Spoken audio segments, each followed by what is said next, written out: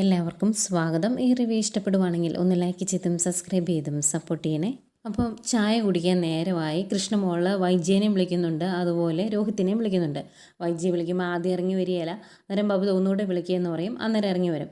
എന്നിട്ട് എന്തിനാടി വാതിൽ കിടന്ന് മുട്ടിയത് എന്ന് ചോദിക്കുമ്പോൾ അമ്മ ഇങ്ങോട്ട് വന്ന് നമുക്ക് ഡൈനിങ് ടേബിളിൽ ഇരുന്ന് ഒരുമിച്ച് ചായ കുടിക്കാം എന്ന് പറയുമ്പോൾ അതിൻ്റെ ആവശ്യമില്ല, അങ്ങോട്ട് വന്നിട്ടുണ്ടെങ്കിൽ അവളുടെ തിരുമോന്ത കാണേണ്ടി വരും, അതുകൊണ്ട് ഞാൻ വരുന്നില്ല എന്ന് പറയും. അന്നേരം കൃഷ്ണമോള് പറയും, ഇല്ലമ്മേ അങ്ങനെ പെട്ടെന്നൊന്നും അലിനി ചേച്ചി ഇങ്ങോട്ട് ഇറങ്ങി വരികയില്ല, അലിനി ചേച്ചി കുളിക്കുക, കുറേ സമയം കിട്ടും അമ്മയ്ക്ക്, അതുകൊണ്ട് അമ്മ ഇങ്ങ് പോരെ എന്ന് പറഞ്ഞ് നിർബന്ധിച്ച് പിടിച്ചുകൊണ്ട് ഡൈനിങ് ടേബിളിൽ ഇരുത്തുവാണ്. അതിനിടയ്ക്ക് കൃഷ്ണമോള് ചോദിക്കുന്നുണ്ട്, അമ്മ എന്തിനാ അലിനി ചേച്ചി ഇങ്ങനെ പേടിക്കുന്നത് എന്ന്. അന്നേരം പേടിയോ, എനിക്ക് അവളെയോ, എൻ്റെ പട്ടി പേടിക്കുക അവളെ കാണുമ്പോൾ എനിക്ക് വെറിഞ്ഞു കയറും, അതുകൊണ്ട് അവൾക്ക് കുഴപ്പമൊന്നുമില്ല, പക്ഷേ എൻ്റെ ശരീരമാണ് പ്രഷർ കയറി കേടാകുന്നത് എന്ന് എനിക്കറിയാം, അതുകൊണ്ടാണ് അവളുടെ മുഖം പോലും കാണാൻ ഇഷ്ടമില്ലാത്തതുകൊണ്ട് ഞാൻ ഇങ്ങോട്ട് ഇറങ്ങി വരാത്തത് എന്ന് പറയും. പിന്നെ പറഞ്ഞിട്ട് കാര്യമില്ല, അതുകൊണ്ട് ബബിത ചായ കുടിക്കാമെന്ന് പറയുവാണ്. അവർ ചായ കുടിക്കാതിരിക്കുമ്പോഴേക്കും രോഹിത്തും ഇറങ്ങി വരും കേട്ടോ. അന്നേരം ചായ കുടിച്ചുകൊണ്ടിരിക്കുന്നതിന് ഇടയ്ക്ക് വൈജയന്തി ചോദിക്കും, നീ ഇന്ന് കോളേജിൽ പോയായിരുന്നല്ലോ മാനേജരച്ചനെ കാണാനായിട്ട്, എന്നിട്ട് എന്തായടാ എന്ന് ചോദിക്കുമ്പം ഒന്നും നടന്നില്ല എന്ന് പറയും. അന്നേരം ഭയങ്കര പുച്ഛത്തോടെ വൈജയന്തി പറയുവാണ്, അല്ലെങ്കിലും ഇവിടുന്ന് പോയപ്പോഴേ എനിക്കറിയായിരുന്നു ഇത് കുണം പിടിക്കാനുള്ള പോക്കല്ല എന്ന്. എവിടെയെങ്കിലും നടക്കുന്ന കാര്യമാണോ വീട്ടിലെ മുതലാളിയുടെ മകനെ കോളേജിൽ തിരിച്ചെടുക്കണം എന്ന് പറയാനായിട്ട് അവിടുത്തെ വേലക്കാരി കൊണ്ടുപോകുന്നു, കഷ്ടമാണ്, ഇതൊക്കെ അഹങ്കാരത്തിൻ്റെ അങ്ങേ അറ്റമല്ലേ എന്നൊക്കെ ഇങ്ങനെ പറയുന്നു. അന്നേരം രോഹിത്ത് ഡയറക്റ്റ് വൈജയന്തിയോട് ഒന്നും പറയുന്നില്ല കേട്ടോ. അന്നേരം കൃഷ്ണമോള് ചോദിക്കും, മാനേജരച്ച സമ്മതിച്ചില്ലേ, എന്താ പറഞ്ഞത് എന്നൊക്കെ ചോദിക്കും. അന്നേരം രോഹിത്ത് പറയുവാണ്, മാനേജരച്ചൻ ഒരു മുടയാണ്, എത്ര പറഞ്ഞാലും അങ്ങ് മനസ്സിലാകുകയില്ല, ഡിസിപ്ലിനറി ആക്ഷൻ എടുത്ത് ആ തീരുമാനത്തിൽ നിന്ന് മാറില്ല എന്ന് തന്നെ പറഞ്ഞിരിക്കുന്നു. പിന്നെ ഒരു മാറ്റമുള്ളത് എന്നെ അവിടുന്ന് ഡിസ്മിസ് ചെയ്തതാണ്, അത് മാറ്റി ഒരു കമ്പൽസറി TC എന്നുള്ള രീതിയിൽ TC തരാമെന്ന് മാത്രം പറഞ്ഞു എന്ന് പറയും. അന്നേരം കൃഷ്ണമോള് ചോദിക്കും, ഇത് അച്ഛൻ പോയപ്പം പ്രിൻസിപ്പൾ പറഞ്ഞ കാര്യമല്ലേ, പുതിയതായിട്ട് എന്താ നടന്നത് എന്ന് ചോദിക്കും.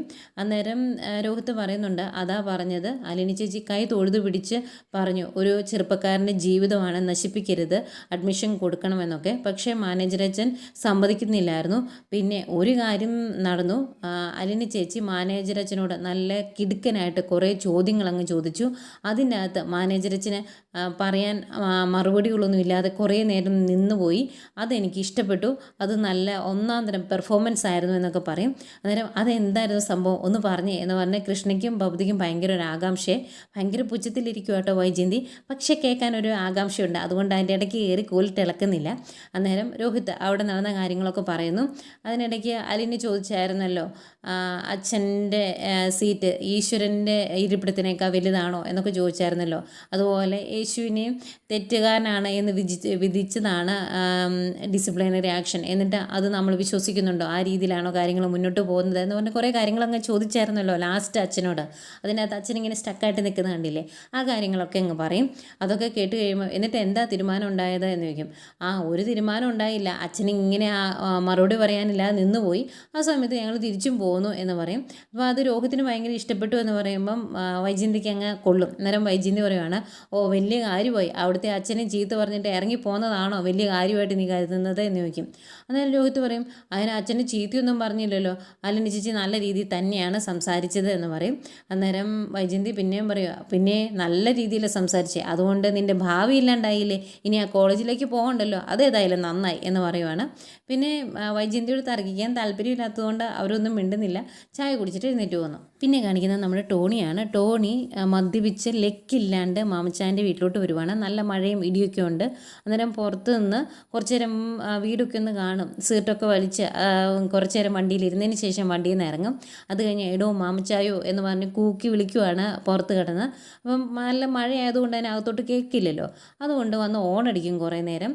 അന്നേരം മഴയായതുകൊണ്ട് കറണ്ടൊക്കെ പോയ ഒരു എമർജൻസി ലൈറ്റുമായിട്ട് രേവതിക്കുട്ടി ഇറങ്ങി വരുക. അന്നേരം നീ ആണോടി മാമച്ചായൻ, നീ പോയി നിൻ്റെ മുതലാളിയെ വിളിക്കിരി എന്ന് പറയുമ്പോഴേക്കും അവർ രണ്ടുപേരുടെ ഇറങ്ങി വരും, മാമച്ചായനും ഗ്രേസിയമ്മയും കൂടെ.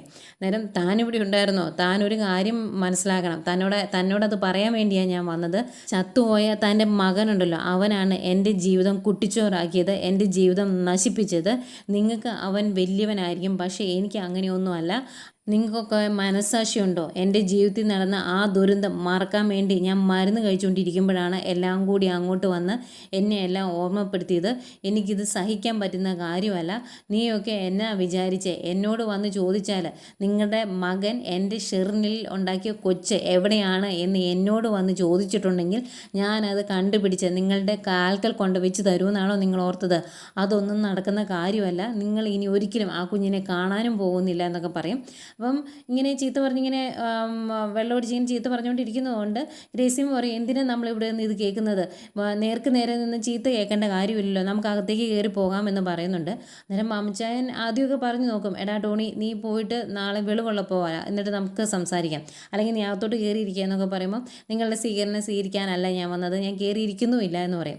അന്നേരം വീണ്ടും ഗ്രേസിയമ്മ പറയും, നമുക്ക് അകത്തോട്ട് കയറി പോകാമെന്ന്. അന്നേരം മാമച്ചായൻ പറയും, അവൻ്റെ സങ്കടം അവൻ പറഞ്ഞു തീർക്കുമല്ലേ, അതങ്ങ് പറഞ്ഞു തീർക്കട്ടെ എന്ന് മാമച്ചായൻ പറയുന്നുണ്ട്. അന്നേരം ടോണി പറയുവാണ്, നിങ്ങൾ എൻ്റെ അടുത്ത് വന്നത് നിങ്ങളുടെ മകനിൽ ഷെറിനുണ്ടായ കുഞ്ഞ് എവിടെയാണ് എന്നറിയാനല്ലേ? എങ്കിൽ കേട്ടു, ഞാനത് കണ്ടുപിടിച്ചു, ഞാൻ അന്വേഷിച്ച് കണ്ടുപിടിച്ചു. അവൾ എവിടെയാണ്, ആ കുഞ്ഞ് എവിടെയാണെന്നും ആരുടെ കൂടെയാണെന്നും എനിക്കറിയാം. ഈ ജന്മം നിങ്ങൾ ആ കുഞ്ഞിനെ കാണില്ല, കണ്ടെത്തില്ല. അതെവിടെയാണ് എന്ന് ഓർത്ത് ഉരുകി ഉരുകി നിങ്ങൾ ജീവിക്കും. അതുപോലെ തന്നെ ഉരുകി ജീവിക്കുമായിരുന്നു ഞാനും. അതെങ്ങനെയാണ് എന്ന് നിങ്ങളൊക്കെ അറിയണ്ടേ? അത് നിങ്ങളും അനുഭവിക്കണം എന്ന് പറയുന്നു. എന്നിട്ട് ഇതിനിടയ്ക്ക് പറയുന്നുണ്ട്, ഒരു അനാഥാലയത്തിൽ ആ കുഞ്ഞ് വളരുന്നുണ്ട് എന്നൊക്കെ. അത് ഒരിക്കലും നിങ്ങൾക്ക് മഷിയിട്ട് നോക്കിയാൽ കണ്ടുപിടിക്കാൻ സാധിക്കത്തുമില്ല എന്ന് പറയുന്നു. അങ്ങനെ കുറേ ചീത്ത പറഞ്ഞിട്ട് ഇതൊക്കെ കേൾക്കുമ്പോൾ ഭയങ്കര വിഷമാവുന്നുണ്ട് കേട്ടോ ഗ്രേസിയമ്മയ്ക്കും മാമച്ചായനും. ഇതെല്ലാം കഴിഞ്ഞ് ഞാൻ പോകുവാണ് എന്ന് പറയുന്നു. അന്നേരം മാമച്ചായൻ പറയുന്നുണ്ട്, ടോണി നീ ദേഷ്യപ്പെട്ട് പോകലേ, നമുക്ക് പിന്നെ കാണാമെന്ന് പറയുമ്പം ദേഷ്യപ്പെട്ടും പിണങ്ങിയും തന്നെയാണ് പോകുന്നത്, കൂട്ടുകൂടാൻ ഞാൻ ഉദ്ദേശിച്ചിട്ടുമില്ല എന്ന് പറഞ്ഞിട്ടാണ് ടോണി വണ്ടി കയറി പോകുന്നത്. പോയി കഴിയുമ്പോൾ ആകെ വിഷമിച്ച് നിൽക്കുക കേട്ടോ അവർ 3 പേരും. പിന്നെ കാണിക്കുന്നത് കൃഷ്ണമോളെയാണ്. കൃഷ്ണമോളെ ടി വിയും പാട്ടൊക്കെ ഇട്ട് ഡാൻസൊക്കെ കളിച്ചുകൊണ്ടിരിക്കുമ്പോഴാണ് ബബിത വരുന്നത്. പേടിച്ച് പോകും പെട്ടെന്ന് കാണുമ്പം. അന്നേരം എന്നെ പേടിപ്പിച്ച് കളഞ്ഞല്ലോ എന്ന് പറയുമ്പം, ഞാനിപ്പോൾ വന്നേ ഉള്ളൂ, നീ എന്തിനാ എന്നെ കണ്ടിട്ട് പേടിക്കുന്നത് എന്ന് ബബിത ചോദിക്കുന്നുണ്ട്. എന്നിട്ട് കൃഷ്ണമോളോട് പറയുവാണ്, നമുക്ക് 2 പേർ കൂടി ഒന്ന് ടൗണിൽ പോകാം, നീ എൻ്റെ കൂടെ വരുന്നുണ്ടോ എന്ന് ചോദിക്കുന്നു. അന്നേരം എന്തിനാണ് എന്ന് കൃഷ്ണമോള് 2-3 തവണ ചോദിക്കുമ്പോഴും അത് പോകുന്ന വഴിക്ക് പറയാം, നിനക്ക് എൻ്റെ കൂടെ വരാൻ പറ്റുമോ എന്ന് ചോദിക്കും. അന്നേരം അതിനെന്താ കുഴപ്പം, ഞാൻ വരാമല്ലോ എന്ന് പറഞ്ഞിട്ട് റെഡിയാകാൻ വേണ്ടി പോവാണ് 2 പേരും. ആദ്യമേ ബബിത ഇറങ്ങി വരും. എന്നിട്ട് കൃഷ്ണമോളെ വിളിക്കുവാണ്, പെട്ടെന്ന് ഇറങ്ങി വാ എന്ന് പറഞ്ഞ്. അന്നേരം അവിടെ ടി വി കണ്ടുകൊണ്ട് കിടക്കുമായിരുന്നു രോഹിത് എഴുന്നേറ്റ് വന്നിട്ട് ചോദിക്കും, നിങ്ങൾ എവിടെ പോവാണ് എന്ന്. അപ്പോൾ ടൗണിൽ പോവാന്ന് പറയുമ്പോൾ, എന്തിനാ പോകുന്നത് എന്ന് ചോദിക്കും. അതൊരു സർപ്രൈസാണ്, ഇപ്പോൾ പറയുന്നില്ല എന്ന് പറയുമ്പം, എന്നോട് പറ എവിടെ പോകുക എന്ന് പിന്നെയും ചോദിക്കുക. അന്നേരം അതെ, എല്ലാ കാര്യങ്ങളും തന്നോട് പറഞ്ഞിട്ടേ പോകാൻ പറ്റുള്ളൂ, അങ്ങനെ പറയുന്നില്ല എന്ന് പറയുമ്പോൾ, ഓഹോ അഹങ്കാരത്തിൻ്റെ സ്വരം, ഇത് ഞാൻ അനുവദിച്ചു തരില്ല എന്ന് പറഞ്ഞ് അലീന ചേച്ചി എന്ന് പറഞ്ഞ് വിളിക്കാൻ തുടങ്ങുക. അന്തെങ്കിലും രോഹിത്തിൻ്റെ വാ പോത്തും. എന്നിട്ട് ബബിത പറയുന്നുണ്ട്, അതെ ഒരാവശ്യത്തിന് പോവാണ്, പോയിട്ട് വന്നിട്ട് പറയാം, കുളമാക്കരുത് എന്ന് പറയുന്നു.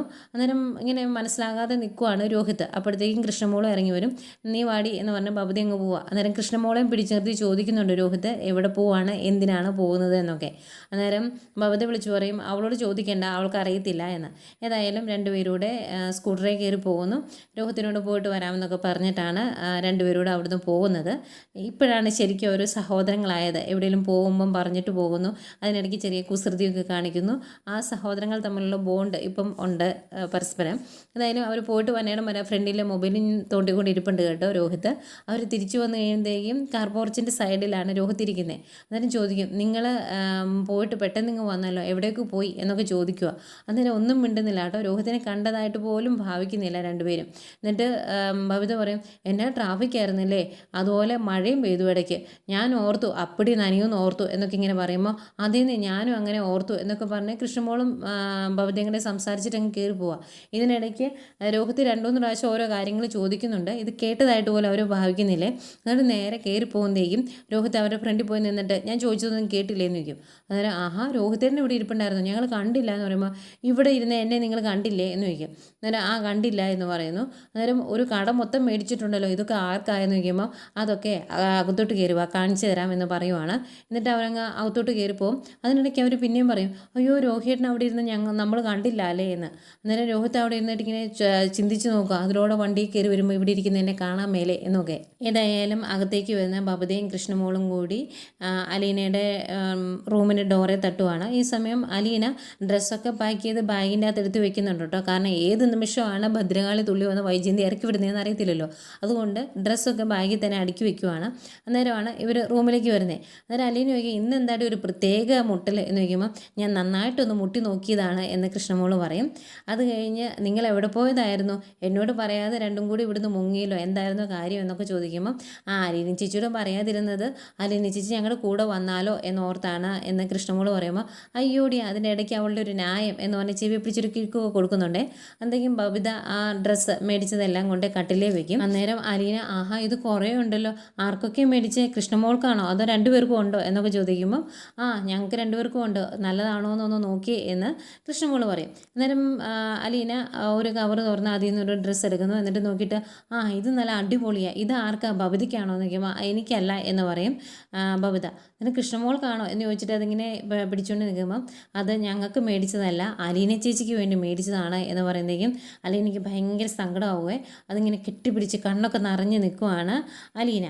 പിന്നെ കാണിക്കുന്നത് ഇത്രയാണ് ഇന്നത്തെ എപ്പിസോഡ്. പിന്നെ നാളത്തെ പ്രൊമോ കാണിക്കുന്നുണ്ട്. പ്രൊമോയിൽ കോളേജിൽ നിന്ന് ഒരു ലെറ്റർ വന്നിട്ടുണ്ട്. ആ ലെറ്ററിൽ രോഹിത് കോളേജിലോട്ട് മാനേജറച്ചനെ കാണാൻ ചെല്ലാൻ പറഞ്ഞിട്ടുണ്ട്, കൂടെ അലീനയും കാണണമെന്ന് പറഞ്ഞിട്ടുണ്ട്. ഈ കാര്യം രോഹിത് അലീനയോട് പറയുമ്പം അതെന്തിനാ പോലും ഞാൻ വരുന്നത്, അച്ഛനെയല്ലേ കൂടെ കൊണ്ടുപോകേണ്ടത് എന്നൊക്കെ ചോദിക്കുന്നുണ്ട്. ഇത്രയൊക്കെ കാര്യങ്ങൾ സംഭവിക്കുന്നതിനിടയ്ക്ക് നമ്മുടെ വൈജയന്തി കൊടുത്തിരുന്ന ആ ഡെഡ് ലൈൻ 2 ആഴ്ച തീരുവാണ്, അതുകൊണ്ട് തന്നെ പോകുന്നില്ലേ എന്നുള്ള കാര്യം വൈജയന്തി അലീനയോട് വന്ന് ചോദിക്കുന്നു. അന്നേരം അലീന പറയുന്നുണ്ട് രോഹിത്തിൻ്റെ കാര്യം കൂടെ കഴിഞ്ഞിട്ട് ഞാൻ പൊയ്ക്കോളാമെന്ന്. അന്നേരം ദേഷ്യപ്പെട്ട് വൈജയന്തി പറയുന്നുണ്ട് രോഹിത് നിൻ്റെ മകനല്ലല്ലോ, എൻ്റെ മകനല്ലേ, അവൻ്റെ കാര്യം നോക്കാൻ എനിക്കറിയാം, അതുകൊണ്ട് നീ കൂടുതൽ ഇതിൻ്റെ അകത്ത് കയറി ഇടപെടണ്ട എന്നൊക്കെ പറയുന്നു. പിന്നെയും അലീന ഓരോ എക്സ്ക്യൂസ് പറയുവാണ്, എങ്ങനെയെങ്കിലും ആ കാര്യം ഒന്ന് തീർത്തിട്ട് പോകാമെന്നോർത്തായിരിക്കും അലീന പറയുന്നത്. അതൊക്കെ ദേഷ്യപ്പെട്ട് പറയുന്നുണ്ട്, അതേടി നീ ഇവിടെ തന്നെ നിൽക്കുക, ഈ കുടുംബം നശിപ്പിക്കുക, എന്നിട്ട് നീ ഇവിടുന്ന് ഇറങ്ങിയാൽ മതി എന്നൊക്കെ പറഞ്ഞ് കുറേ ചീത്ത പറയുന്നു.